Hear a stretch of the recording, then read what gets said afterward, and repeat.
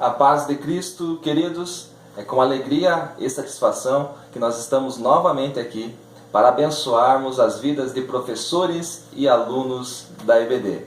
Se você tem sido abençoado através deste canal, inscreva-se nele, divulgue nas suas redes sociais para que mais pessoas possam ser alcançadas pela palavra de Deus. Lembrando que nós temos um novo e-mail que é ebd.estabelecendooreino@gmail.com. Através deste e-mail você se comunica conosco. Lembrando também que os slides estarão na sexta-feira. Na sexta-feira próxima, eu colocarei o link aqui abaixo do vídeo. Você clica ali e baixa para o seu computador para você ter acesso aos slides. Estamos chegando na aula número 4, pré-aula 4, e eu estou aqui com o professor e presbítero Otoniel Santos.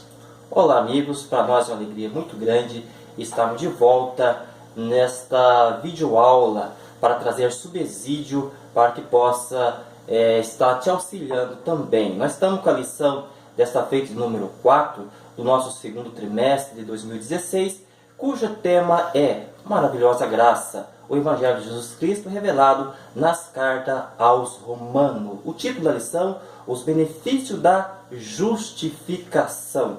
O comentarista é nosso querido pastor José Gonçalves. O texto áureo, mas Deus prova o seu amor para conosco em que Cristo morreu por nós, sendo nós ainda pecadores. Romanos capítulo 5, versículo 8. A nossa verdade prática diz assim: a justificação pela fé em Cristo nos libertou de Adão, símbolo do velho homem, para nos colocar em Cristo, onde fomos feitos uma nova criatura. A nossa leitura bíblica em classe está na carta de Paulo aos Romanos, no capítulo 5, do versículo 1 ao versículo 12. Então, se porventura você que está nos acompanhando não tem posse aí da lição, você pode acompanhar através da sua Bíblia e você vai estar acompanhando os estudos dessa videoaula.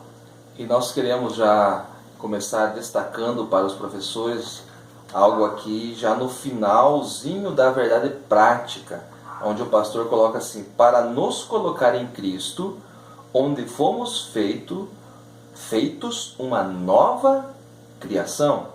Então todos aqueles que passaram pela cruz, foram lavados pelo sangue de Jesus, eles são agora nova criatura, porque morreram para si mesmo e nasceram de novo, nasceram da água e do Espírito, portanto são novas criaturas.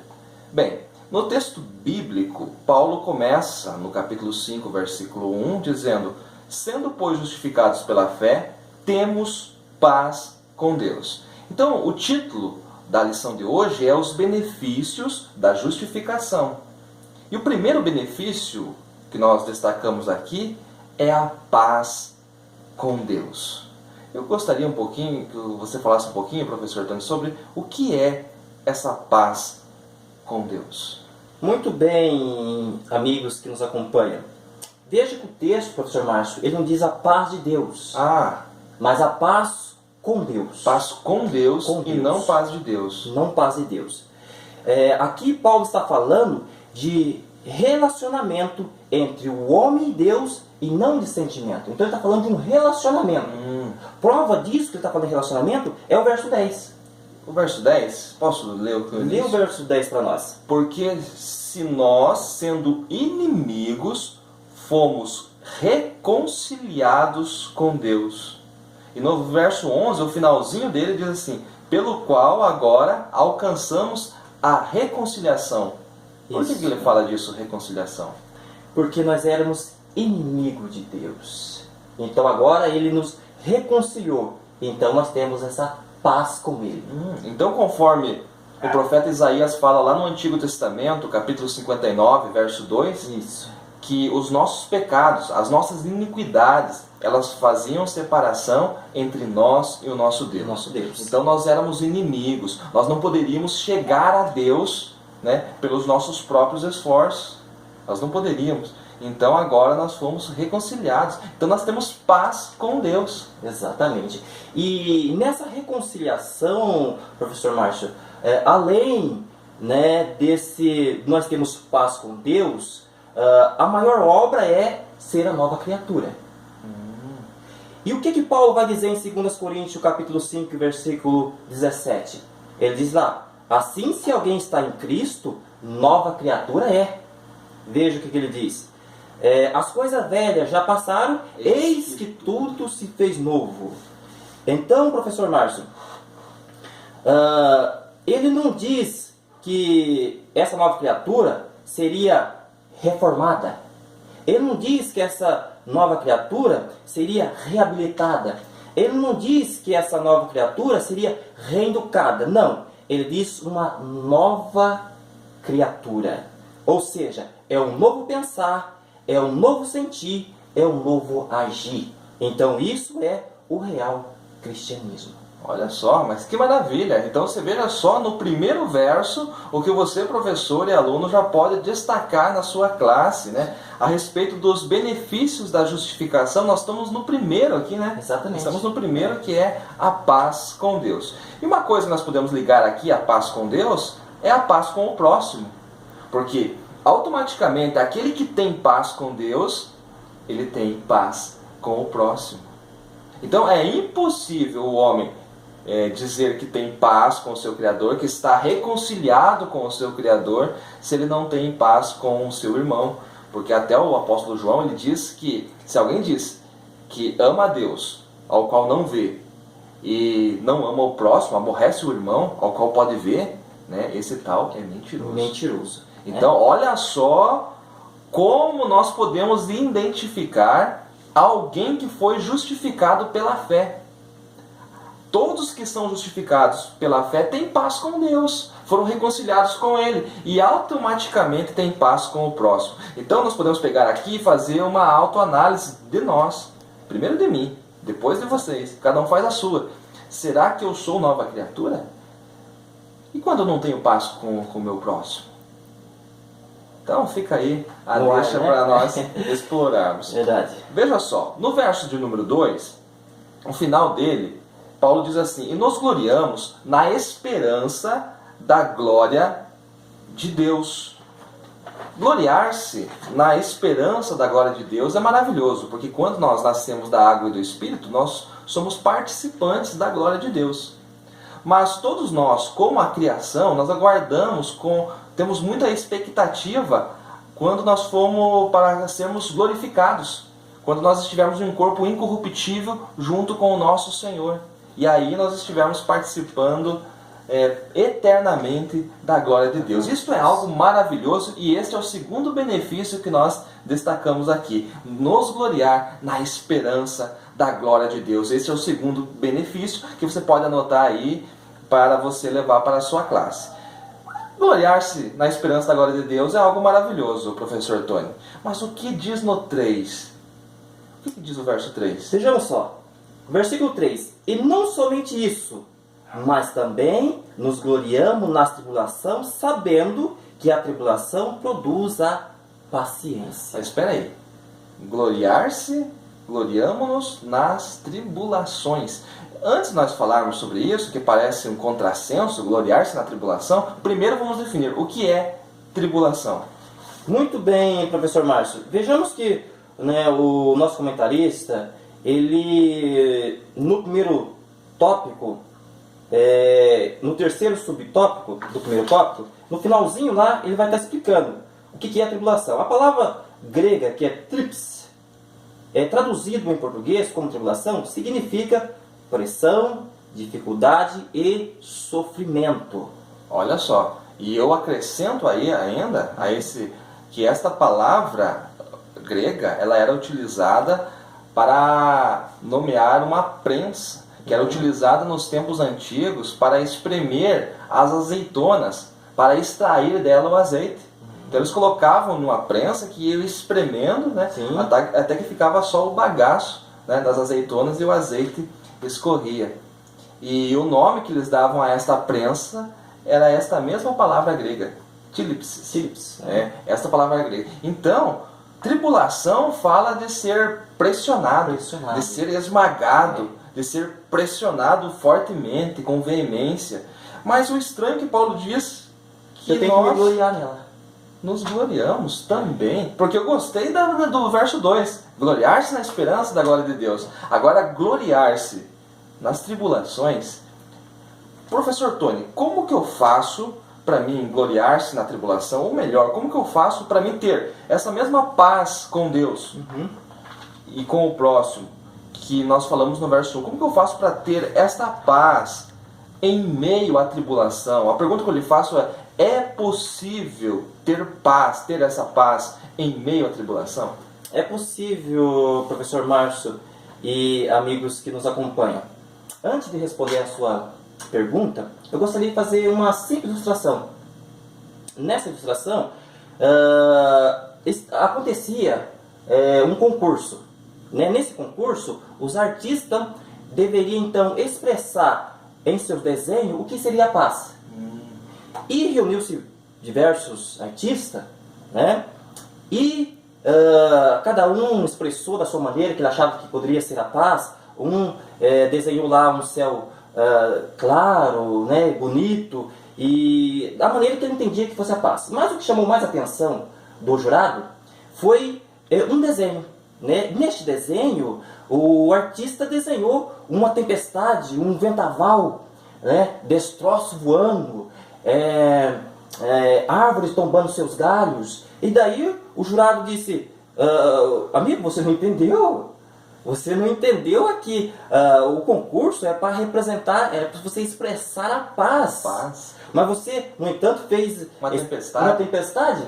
Ele disse: eu te explico. Veja que no meio dessa árvore, né, existe aqui um ninho de pássaro. E veja que os seus filhotes estão tranquilo e sossegado. Então, com isso, ele demonstrou que a verdadeira paz, né, ela só pode ser demonstrada diante da dificuldade. Aí você coloca a paz em prática. Amém, glória a Deus. Então você pode ver, talvez nós possamos estar falando com alguém que está aí preparando a sua aula, mas está passando por um momento em que está sendo prensado, espremido em meio às tribulações, em meio às lutas. E o próprio Senhor Jesus falou isso em João 16, verso 33, no mundo tereis aflições. Isso. Ele não prometeu um mar de rosas. Então, se você está passando por tribulação, por um momento que está sendo pressionado, prensado, esta palavra é para você. Você que foi justificado pela fé, você pode ter esta paz de Deus mesmo em meio à tribulação. Guarde isso para a sua vida, que vai ser de grande valia. Porque, professor Márcio, é muito fácil ter paz quando tudo está bem. Sim. Aí eu não preciso exercer, né? Mas a verdadeira paz, ela é demonstrada diante da dificuldade. Naquele momento, amigo, em que a medicina chegou ao seu limite. Naquele momento em que, para o advogado, a sua causa já está perdida. Então aí você precisa exercer a verdadeira paz. Amém. E Paulo continua no verso de número 5, ele diz: a esperança não traz confusão. Então ele está falando que a esperança, ela é a nossa garantia. Por quê? Como? Ele mesmo responde na sequência: porque o amor de Deus está derramado em nosso coração pelo Espírito Santo que nos foi dado. E algo que me chama a atenção aqui é que o amor de Deus não está em gotículas. O amor de Deus não está sendo mendigado, ele está sendo derramado. O que é ser derramado, professor Tony? Pois bem, professor Márcio, falar aqui. Veja, ele está falando de abundância. Abundância, completude. Completude. Então o amor está derramado. Então, digamos, o que é este amor abundante? Digamos que eu seja um recipiente, eu seja este copo. Sim. Né? Aí eu coloco esse copo na torneira, né? Sim. E ele começa a encher e eu esqueço a torneira aberta. Eu esqueço a torneira aberta. O que vai acontecer? Aí Vai transbordar. derramar, porque o recipiente ele é limitado. E a Mas torneira, a fonte, ela continua jorrando, Então, este é o amor de Deus por nós. Ele é infinito, ele é ilimitado. E nós somos limitados né? Então o amor, ele é abundante sobre nós, né? Verdade. O amor de Deus, só para nós darmos um exemplo aqui, seria como se eu pegasse esse copo aqui e fosse lá na Cataratas. Você já foi no Cataratas Sim. do Iguaçu? Um abraço para os irmãos de Foz que nos acompanham. Lá nas Cataratas eu fosse com esse copo e colocasse lá onde jorra milhares de litros de água por segundo. Por segundo. O que vai acontecer? Não significa nada. Mas o amor de Deus é dessa maneira. Talvez você achou o exemplo exagerado? Negativo. O exemplo ainda é pequeno perto do amor de Deus. Verdade. Bom, algo que me chama a atenção também, professor Tony, no versículo de número 8, é que Deus prova o seu amor para conosco, esse é o textual, né? Sim. Sendo nós ainda pecadores. Eu queria que nós destacássemos aqui que a iniciativa da obra da salvação, ela é total de Deus. É Ele que deu o primeiro passo.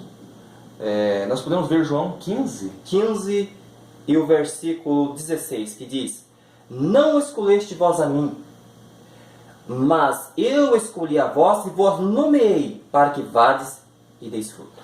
A escolha é dele, amados. A escolha é dele. Então, a iniciativa da obra da salvação não é pelo que você faz, não são os seus méritos. Quando você nasceu, já estava tudo pronto. Verdade. Né? E eu quero destacar mais. Eu quero destacar 1 Pedro 1:20. 1 Pedro 1:20, que diz que o Cordeiro foi conhecido Desde antes da fundação do mundo. Nós temos Apocalipse, que João fala do Cordeiro desde a fundação do mundo, e nós temos 1 Pedro 1:20, que o apóstolo diz que o Cordeiro foi conhecido ainda antes da fundação do mundo. Então Deus, na sua presciência, na sua onisciência, Ele já tinha um plano elaborado na eternidade para nos salvar, para nos redimir, e isto, amados, é algo maravilhoso. A salvação, ela não é o plano B, ou seja, deu errado com Adão e Eva, então eu vou arrumar um cordeiro aqui. Alternativa? Não. Deus já tinha um plano na eternidade. Deus não é pego de surpresa, não. Então, Ele nos alcança sendo nós ainda pecadores. Amém? Amém. Para nós concluirmos esta pré-aula, que é só uma pré-aula, né? Eu quero trazer o verso de número 9, Sim. que diz: Logo, muito mais agora, sendo justificados pelo quê? Sim. Seu sangue. Seu sangue. Nós somos justificados pelo seu sangue. Nós já falamos de sangue em uma aula anterior, mas eu queria que nós destacássemos isso, né? Nós só podemos chegar a Deus através do sangue de Cristo. O sangue inocente. O sangue do Cordeiro que foi imaculado. Por quê? Porque desde a lei de Moisés, ou melhor, mesmo antes da lei, já havia um princípio que sem derramamento de sangue não há remissão. Não há remissão. E nós vemos isto já em Hebreus, o autor dos Hebreus se referindo a isso, no capítulo 9, no versículo 22, quando ele diz: sem derramamento de sangue não há remissão de pecados. Por quê? Para vencer o pecado, o preço do pecado era sangue humano inocente. E onde achar sangue humano inocente? Porque o sangue, professor Tony, que era derramado lá nos rituais do Antigo Testamento, eles serviam para cobrir pecados. Era provisório. Era temporário, né? Era a sombra das coisas que viriam, né? Por exemplo, quando, digamos que o amado está fazendo uma limpeza em casa e varre toda a casa, aí para não ter o trabalho de juntar, você pega o tapete e coloca a sujeira embaixo do tapete. Está coberto. Se eu chegar na sua casa e olhar, aparentemente está limpo. Mas se alguém levantar o tapete, vai ver que a sujeira está lá. Então o sangue dos cordeirinhos, das ovelhas, que era derramado lá no Antigo Testamento, eles cobriam o pecado. Eles cobriam, era algo temporal, né? Mas o que João diz, João Batista, quando ele vê Cristo vindo para ser batizado? Ele diz assim: eis o Cordeiro de Deus que tira o pecado. Que tira o pecado. Não é o Cordeiro que cobre os pecados, porque os cordeirinhos lá do Antigo Testamento já cobriam o pecado. Mas o Cordeiro de Deus, que é Cristo, ele tira, ele apaga, ele não coloca embaixo do tapete, não. Ele simplesmente apaga através do seu sangue. Então, quando nós estamos no nosso dia a dia, nós sempre erramos, nós pecamos, todos nós somos assim. E Satanás, que é o nosso acusador, a função dele é acusar. Ele vai diante de Deus para acusar. Olha, o professor Tony fez isso. Ele deve morrer, ele deve isso. E aí Deus diz, não, olha o sangue. Glória a Deus. Então nós somos Maravilha. justificados pelo sangue de Cristo. Verdade. Meu querido professor, pastor que está me ouvindo, pregue sobre o sangue. Ensine sobre o sangue. Fale sobre o sangue. Porque o sangue de Cristo é a solução. É Ele que nos redime, é Ele que nos salva. E algo interessante para nós encerrarmos, professor Tony, deixarmos os alunos aí com gostinho de quero mais, desde lá, o Gênesis, Sim. ache para mim Gênesis capítulo 3, desde o Gênesis, quando Adão e Eva estavam no jardim e eles pecam, quando eles notam que estão nus, eles nunca tinham notado que estavam nus, depois de pecarem, Deus faz vestimentas para ele de pele. Com qual finalidade? Para cobri-los. Eles notaram que eles estavam nus, Deus vem até eles, eles se escondem, então Deus faz vestimentas de peles. Tem isso na Bíblia? Gênesis 3, verso 21. Vejamos só. E fez o Senhor Deus a Adão e a sua mulher túnicas de peles e os vestiu. Olha, veja bem, professor Tony. Para se fazer túnicas de pele do animal, o animal tem que morrer. Sim. Então, aí em Gênesis 3, 21, um animal morreu. O sangue de um animal foi derramado. Este sangue, ele já era tipo. Ele não era, ele era tipo. Era símbolo do sangue de Cristo. Este animal que morreu aí em Gênesis, para que da sua pele fosse feita vestes para cobrir Adão e Eva. Então você pode ver com isso, leve isso para sua classe, Gênesis 3 e 21. Deus sacrificando o animal para da pele fazer vestimentas para Adão e Eva. Leve isso para sua classe. Você pode ver que a Bíblia ela se completa. Sim. Você está em Gênesis, concorda com o Apocalipse. O Novo Testamento concorda com o Antigo. A Bíblia é algo maravilhoso. Então destaque o aspecto do sangue aí. Para nós finalizarmos, quais os benefícios da justificação? Primeiro, paz com Deus e paz com o próximo. Segundo, nós temos o privilégio de nos gloriarmos na esperança da glória de Deus. Terceiro, não somente isto, podemos nos gloriar na tribulação. Tribulação. Algo tremendo. Verdade. Em seguida, o amor de Deus está derramado de forma abundante sobre nós. Ainda mais, o sangue de Cristo está sobre nós. Nós somos justificados pelo sangue dele. Nós destacamos aqui, nesses poucos minutos, apenas alguns benefícios da justificação, mas tem muito mais que você pode explorar nesta aula. Professor Tony, as suas considerações finais. Muito bem, amigos. Queremos agradecer por essa oportunidade nessa videoaula e que você possa levar esse simples subsídio, mas que possa ser de grande valia para a sua vida. Que Deus continue te abençoando grandemente. Lembrando para você que nós temos aula com o professor Juninho, aula de juvenis, com o professor Juninho. Vou deixar o link aqui abaixo também. Inscreva-se no canal, ajude-nos divulgando. Talvez você fale assim, eu não sei pregar, eu não sei ensinar, mas se você está sendo abençoado aqui, ajude-nos divulgando para que mais pessoas tenham acesso à palavra de Deus. Que Deus abençoe grandemente a todos, em nome de Jesus.